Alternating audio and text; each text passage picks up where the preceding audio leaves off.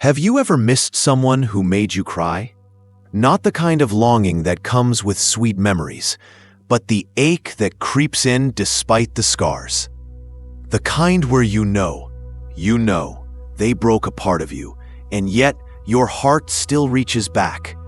You scroll through old photos, you hear a song, and suddenly you're there again, in that moment, with them. You remember the way they smiled at you before the silence came, before the distance, before the pain. And maybe what hurts the most is that you're not even sure if you miss them, or if you just miss who you were when you thought they loved you. Why does the heart do this? Why do we miss people who made us question our worth, who left when we needed them most? It seems irrational, self-destructive even. But what if there's more to it than just emotion? What if your brain, your memory, and your most vulnerable needs are all working together, creating a kind of longing that's more about survival than love? In this video, we're going to explore that question, not just emotionally, but psychologically. We'll unpack the science, the stories, and the deeper truths behind why we sometimes crave the very people who hurt us most. Because maybe understanding the ache is the first step to healing it. The paradox of painful attachment. It's one of the strangest truths about being human. We can form the strongest attachments not during peace, but during pain. You see, love that's calm and consistent is nurturing. But love that's chaotic, love that gives one moment and withholds the next, becomes addictive. There's even a name for it in psychology: trauma bonding. It happens when intense emotional experiences, especially in toxic relationships, create a deep but unhealthy sense of loyalty.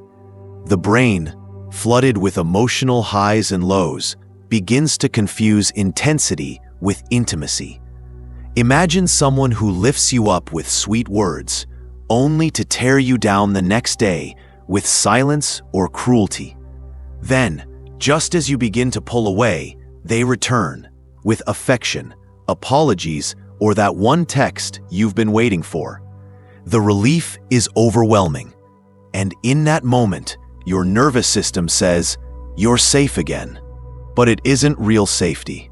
It's a cycle. A pattern of reward and withdrawal that trains the brain to seek out even the smallest crumbs of comfort, regardless of the cost. And the hardest part?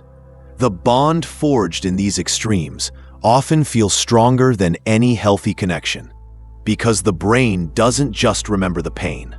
It also remembers the relief that followed. So you miss them, not just because of who they were, but because of who you had to become to survive them. Missing them becomes a reflex, not because they were good to you, but because they became familiar. And when the heart feels lost, it often reaches for the last thing that felt like home, even if that home was built from fire. The science behind missing those who hurt us. At first glance, it seems purely emotional, missing someone who caused you pain. But the truth runs deeper. This longing isn't just about memory or heartbreak. It's biology. It's brain chemistry.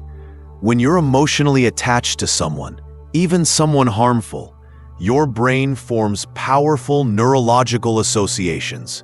Love, validation, even intermittent attention. These all trigger the release of dopamine, the same neurotransmitter involved in addiction. That's not a metaphor.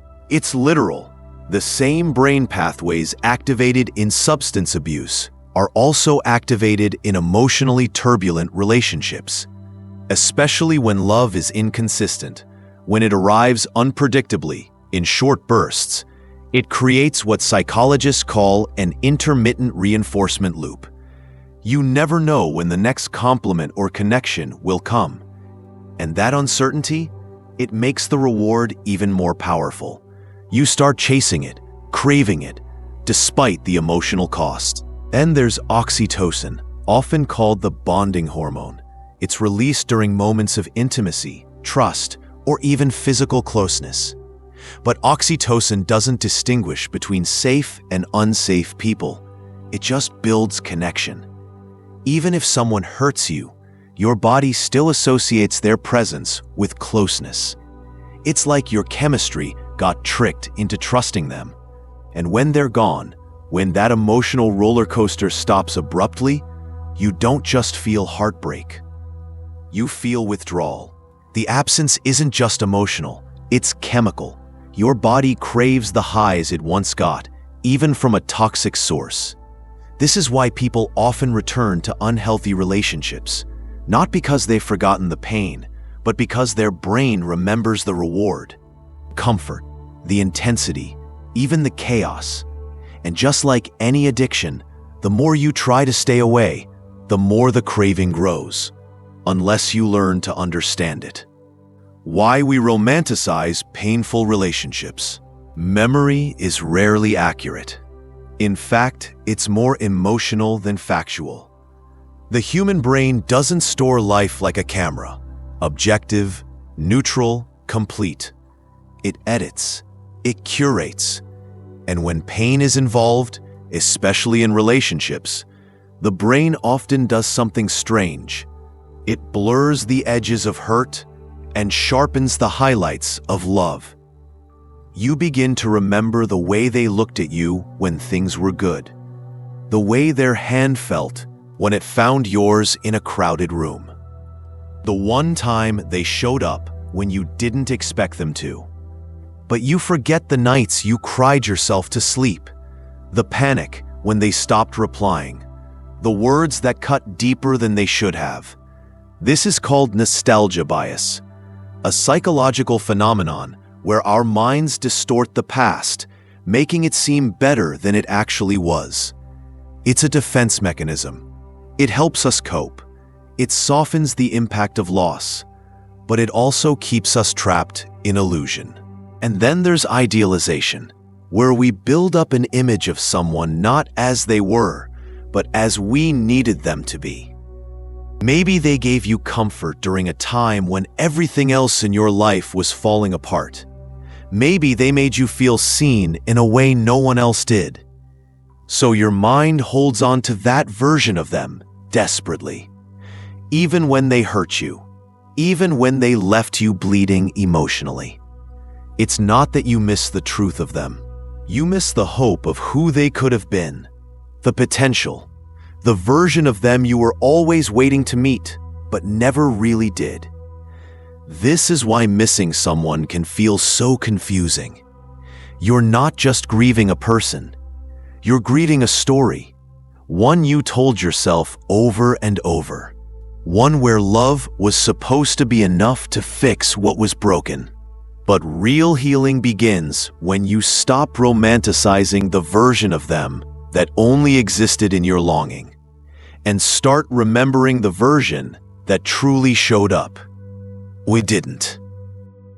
Hidden emotional needs behind the longing. Sometimes what we miss isn't the person, it's the version of ourselves that we became when we were with them. The way they made us feel, even fleetingly, wanted, noticed, important. And in a world where we so often feel unseen, those moments become addictive. When someone hurts you, but also gives you validation, your brain attaches to the emotional contradiction. The pain gets woven in with the praise, the rejection wrapped in recognition. And soon, you start chasing them, not because you want the pain, but because they once made you feel something you desperately needed. Psychologists often refer to this as an unfinished emotional cycle. It's the idea that our minds crave resolution, closure, a clean emotional line. But in relationships where pain was never acknowledged or love was never clearly withdrawn, our longing becomes a loop. You wait for a text that never comes. You imagine the apology they never gave. You rehearse the conversation where they finally understand what they did to you. It's not just missing. It's a form of emotional limbo. And beneath it all, there are unmet emotional needs. Wounds from childhood, past abandonment, moments where your worth was questioned, that get triggered in these relationships. These connections become mirrors, reflecting not who the other person is, but what you still carry inside. You may miss them because, in some strange way, they represented hope. A hope that one day you'd finally be enough to make them stay, or love you right, or treat you gently. But here's the truth. You were never meant to earn that kind of love. You were meant to receive it freely. And the ache you feel, it's not just about them. It's your soul telling you there's healing to do. Not by going back, but by going inward. How to break the cycle. Healing doesn't begin when they come back. It begins when you stop waiting for them to. Breaking the cycle of missing someone who hurt you isn't about suppressing the feeling. It's about understanding where that feeling comes from and choosing to respond to it differently. The first step? Awareness. Notice the moments when the longing creeps in. Ask yourself, what exactly am I missing? Is it the person? The version of them you created? Or the way they made you feel? Worthy, seen, wanted? By identifying the real need underneath the longing, you begin to separate emotion from identity. Missing someone doesn't mean you're weak. It means you were deeply human in your attachment. It means you cared. But caring doesn't mean staying stuck. Next comes cognitive reframing. This is the process of consciously challenging the thoughts that romanticize the past. When your mind tells you, maybe it wasn't that bad, or they did love me, just not perfectly, pause. Bring the full picture into focus. Remind yourself not only of the good, but also the pain that followed. Not to dwell in hurt, but to remember truthfully. Because healing isn't about forgetting, it's about remembering differently. Then comes the hard part, grieving. You have to grieve the relationship, yes, but more than that, you have to grieve the story you told yourself about what it could have been. Letting go of hope can feel like failure, but in reality, it's the beginning of freedom. Therapists often recommend techniques from acceptance and commitment therapy, ACT, to help with this stage. Instead of fighting the emotion, you observe it. You allow it. You say, I feel this pain, and I can still take action aligned with who I want to become. You stop waiting to feel completely healed before moving on. You move forward, even with the ache. And finally, replace the pattern. The heart can't heal in isolation. Fill your days with people who respect your boundaries. Fill your mind with thoughts that support your worth. Fill your life with experiences that remind you what peace feels like. Not chaos, not emotional highs, but calm. Because once your nervous system gets used to calm, the kind of love that once felt exciting but unpredictable starts to feel exhausting. And that's when you know you're no longer bonded to pain. You're loyal to your healing. Missing someone who hurt you doesn't make you broken. It makes you human.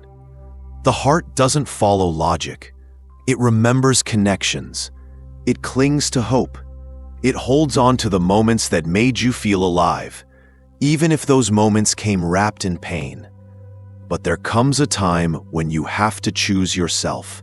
Not because the missing stops, but because you realize that you deserve more than just remembering. You deserve becoming. So if you're still caught in that ache, if their name still echoes in your quiet moments, let that echo remind you, you survived something that once tried to define you. And now, you're free to define yourself, not by what they gave, not by what they took, but by what you choose to heal. So the next time your mind wanders back to them, ask yourself, do I miss them? Or do I miss the version of me I'm still trying to meet? Because that version, she's not behind you. He's not with them. They're waiting for you, on the other side of healing. And you're getting closer every day.